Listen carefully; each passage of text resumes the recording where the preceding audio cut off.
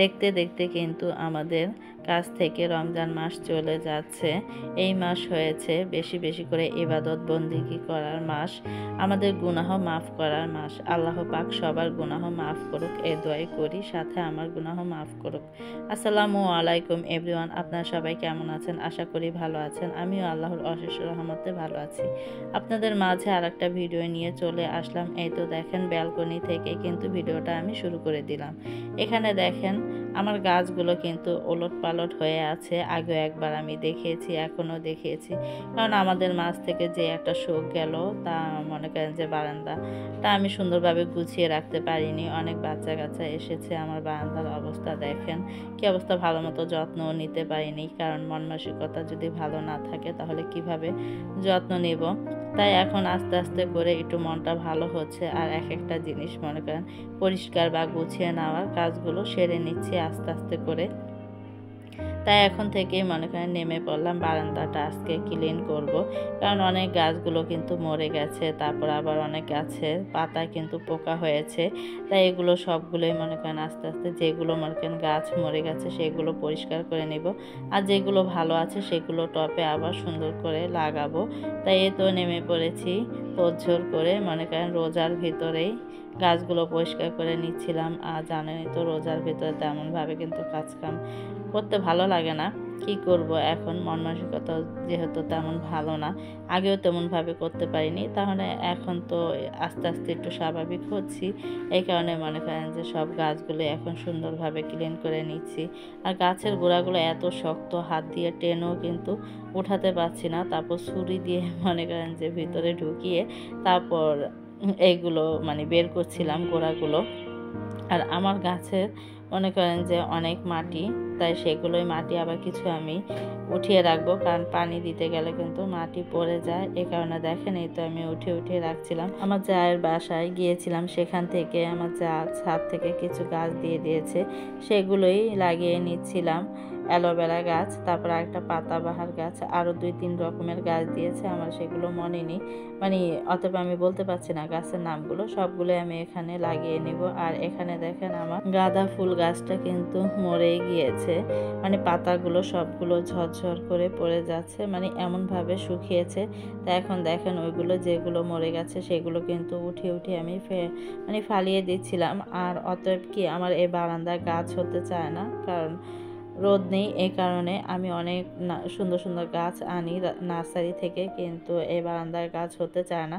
এর জন্য মনটাও ভেঙে যায় যে গাছ আনি ঠিকই, কিন্তু গাছ হতে চায় না। বারান্দা যদি রোদই না থাকে কিভাবে গাছ হবে। আর অতএব আমার এখানে কিন্তু রোদের একটু মানে আসে হালকা হালকা, কিন্তু আপনারা দেখেন আমার আশেপাশটা কিন্তু খোলামেলা, তারপরে যে কি কারণে গাছ হয় না। অনেকে দেখি ছাওয়ার ভিতরেও খুব সুন্দর গাছ হয়ে আছে, আর এই বারান্দাটা আসার পরে আমার গাছ হতে চায় না। আমি যখন আমাদের এই বাড়ির পিছের মানে ফ্ল্যাটে ছিলাম তখন কিন্তু অনেক সুন্দর গাছ হতো। ওই ফ্ল্যাটে আবার মনে করেন তেমনভাবে রোদ পড়তো না, কিন্তু মাশাআল্লাহ খুব সুন্দর গাছ হতো। আর এই বারান্দা তো মনে করেন তো আলো বাতাস সবই আছে, খালি একটু রোদটা কম পড়ে। এই কারণেই দেখেন আমার গাছগুলো হতে চায় না। তাই আমি প্রতিনিয়ত নার্সারিতে গেলে লোভ আর সামলাতে পারি না, তাই মনে করেন প্রতিনিয়তই আমি গাছ নিয়ে আসি। কিন্তু নিয়ে আসলে কি হবে, তার কিছুদিন পরেই দেখি যে গাছগুলো মারা গিয়েছে, তাই খুব খারাপ লাগে। আর এখন দেখেন আমি কিন্তু প্রত্যেকটা গাছই আমি সবগুলো মনে করেন যেগুলো মরে গেছে সেগুলো উঠিয়ে আমি ফেলিয়ে দিয়েছি, আর যেগুলো মনে করেন যে ছিল সেগুলো আবার সুন্দর করে লাগিয়ে নিয়েছে। আর আমার বারান্দার অবস্থা দেখেন কি অবস্থা হয়ে গেছে, টাইলস করা ঘর, মানে কি বলবো কেমন খারাপ দেখা যাচ্ছে। তা আমি সবগুলো মনে করেন পরিষ্কার করে নিয়েছি। আর এখন আল্লাহর রহমতে দেখেন কত সুন্দর লাগছে বারান্দাটা, মানে একটা মনে হচ্ছে যে একটা মানে প্রাণটা ফিরে পেয়েছে এরকম। মানে আমার কাছে খুব ভালো লাগে গাছপালা যখন খুব সুন্দরভাবে সতেজ থাকে, দেখতেও ভালো লাগে। তা সবগুলো দেখেন আমি কিন্তু খুব সুন্দর করে সেট করে নিয়েছি গাছগুলো, এক একটা টবে এক একটা লাগিয়েছি। আলহামদুলিল্লাহ এখন কিন্তু বারান্দার লুকটা মানে অন্যরকম দেখাচ্ছিল, আমার কাছে ভালো লাগছিল। আর কিছুদিন ধরে দেখছিলাম গাছগুলো তো মরেছিল, মানে অনেক গাছগুলো নষ্ট হয়ে গেছে, বিশেষ করে শীতের গাছগুলো বেশিরভাগই নষ্ট হয়ে গেছে। তো ওইগুলো দেখে মানে কয়েকদিন ধরে ভাবছি যে পরিষ্কার করব কিন্তু করা হচ্ছে না। তাই আজকে ফাইনালি পরিষ্কার করে নিলাম। দেখেন যেই গাছগুলো যত্ন করি না সেগুলো কিন্তু খুব সুন্দরভাবে হয়। পাথর চুনা গাছটা কিন্তু আমি বিশেষ করে আদনানের আব্বুর জন্য লাগিয়েছিলাম। অনেকে বলেছে যে পিত্তিথলিতে পাথর হলে পাথর চুনা মানে এই পাতাটা খেলে নাকি পাথর ভালো হয়ে যায়, মানে পাথর থাকে না। পরে দিয়ে আমি এই গাছটা এনে মানে কি বলবো, বাসার সাইডের থেকেই নিয়েছিলাম, সেই গাছটা লাগিয়েছি। মাশাল্লাহ মানে ছোট একটা ডাল লাগিয়েছি, অনেক পাতা হয়ে গেছে। তাই যেগুলো মনে করেন মূল্যায়ন করি না সেই গাছগুলো খুব সুন্দরভাবে হয়। তারপর আবার মরিচ গাছে দেখছিলাম যে পাতার ভিতরে অনেক পোকা হয়ে আছে, মানে পোকা কি গাছের পাতাগুলো ঝরে ঝরে পড়ে যাচ্ছে, কেমন জানে গাছের পাতা হয়ে আছে। তারপর ওই গাছের মরিচ গাছের পাতাগুলো কিন্তু আমি ছিঁড়ে ফেলে দিয়েছি, আর মরিচগুলো রেখে দিয়েছি। ওইগুলো আর একটু বড় হলে ছিঁড়ে ফেলবো। ব্যালকনি থেকে তো এসে পড়েছি আজকে ইফতারিতে। এই তো নিয়েছি তান্দুরি চিকেন ভেজে নেব আর সাথে নান রুটি। তাই এগুলো সবগুলো মশলা উপকরণ দিয়ে কিন্তু আমি মাখিয়ে একদিন আগেই রেখে দিয়েছি। তাই আজকে মনে করেন যে ভেজে নিচ্ছি। আর মাশাল্লাহ দেখতেও কালারটা মানে খুব সুন্দর আসছে, আর খেতেও কিন্তু খুব মজা হয়েছে। তাই এক এক করে ভেজে নিচ্ছি। আমি সাথে কিন্তু আলু চপ, পেঁয়াজু, বেগুনি এগুলো সবই ভেজেছি। কারণ দেখা যায় কি ইফতারি করার পর দিয়ে নামাজটা পড়ি, তখন একটু কেমন জানি একটু হালকা পাতলা কিছু খেতে ইচ্ছে করে। তখন মনে করেন যে তখনকার খাবারের জন্যই মানে ইফতারি শেষ করে নামাজ পড়ে তারপর খাওয়ার জন্য কিন্তু আমি এই চিকেনটা ভেজে নিচ্ছি। আর আমি অনেক সময় ডুবা তেলও কিন্তু এই চিকেনটা ভেজে নেই, তখন কিন্তু দেখা যায় কি মচমচা হয়ে যায়। তারপর রুটি দিয়ে খেতে কিন্তু তত একটা ভালো লাগে না, কারণ রুটিও শক্ত, তারপর আবার এই চিকেনটাও মনে করেন যে শক্ত হয়ে যায়। এই কারণে আজকে এইভাবে দিলাম, মানে তান্দুরি চিকেনটা বানাচ্ছি। এটা কিন্তু উপরে মচমচা, ভিতরে কিন্তু অনেক সফট থাকে, খেতে কিন্তু ভীষণ ভালো লাগে। আর একদিন আগে যদি মনে করেন আপনারা মাখিয়ে রাখা যায় তাহলে সেই চিকেনটা খেতে অনেক মজাদায়ক হয়।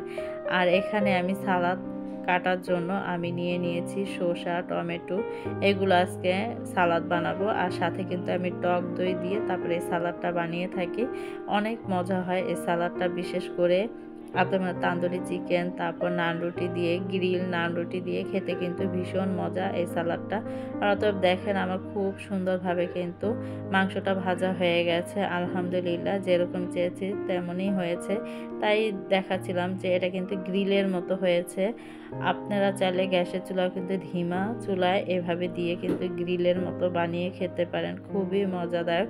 কারণ গ্যাসের চুলাও গ্রিল বানানো যায় যদি হালকা ধিমা জালে আস্তে আস্তে করে রাখা যায়, তাহলে কিন্তু খুব সুন্দরভাবে হয়ে যায়। আর আলহামদুলিল্লাহ আমার প্রত্যেকটা মাংসই মনে করেন খুব সুন্দরভাবে হয়েছে। এখানে দেখেন আমি সবগুলো কিন্তু টেবিলে সার্ভ করে নিয়েছি। এখানে আছে তান্দুরি চিকেন, তারপর আছে হালিম, সালাদ, নান রুটি, তাই এগুলোই করে নিয়েছি। আর দেখেন এই তো সালাদটা আমার এত সুন্দর হয়েছে, লোভনীয়, আর খেতেও কিন্তু সালাদটা বিশেষ করে অনেক মজা হয়েছিল। আর নান রুটিটা বাসায় বানাইনি, বাহির থেকে কিনে আনা হয়েছে, কারণ রোজা রেখে বানাতে ইচ্ছে করে না এই কারণে। আর বাসায় কিন্তু আমার সব কিছু আছে, ইস্ট দিয়েও কিন্তু আমি নান রুটি বানাতে পারতাম, কিন্তু আর বানাইনি, দেরি হয়ে গেছে আর ভালো লাগছিল না, তাই বাহির থেকে কিনে আনা হয়েছে। আর এখানে দেখেন আমি সবাইকে খেতে দিয়ে দিয়েছি ইফতারি পরে, এটা মাগরিবের নামাজের পর তারপর আমরা এই খাবারটা খেয়েছি। কারণ ইফতারি করার পরে মাগরিবের নামাজ পড়ে তারপর মনে করেন আমরা এই খাবারটা খেতে বসেছি। অতএব এই খাবারটা খাওয়ার পর আমরা কিন্তু আর রাত্রে কেউ ভাত খাইনি, কারণ নান রুটি খাওয়ার পর কিন্তু এমনি রুটি জাতীয় যে কোনো রুটি হোক না কেন খাওয়ার পর কিন্তু পেটটা ভরে যায়, আমরা আর কেউ খাইনি। আর আদনানের বাবা বলছিল যে অনেক মজা হয়েছে, সাথে হালিমও কিন্তু দিয়েছি। আদনান হালিম আর মনে করেন চিকেন দিয়ে খাচ্ছে, আর আদনানের বাবা বলছে যে হালিম খাবো। তা আমি বললাম যে হ্যাঁ খাও, এটা দিয়ে খেলে ভালো লাগবে। সে বললো যে রুটি দিয়ে খাবো না সুদা খাবো। পরে আমি বললাম যে রুটি দিয়ে খাও, ভালো লাগবে, হালিম রুটি দিয়ে অনেক মজা লাগে। আমি বিশেষ করে যখনই হালিম রান্না করি না কেন আমি নান রুটিটা দিয়ে খাওয়ার চেষ্টা করি, আমার কাছে খুব ভালো লাগে। আপনারাও খেয়ে দেখতে পারেন, হালিম দিয়ে নান রুটি খুব মজা লাগে। তাই ওরা সবাই খাচ্ছে। ভিডিওটা আর বড় করবো না, সবাই ভালো থাকবেন, আল্লাহ হাফেজ।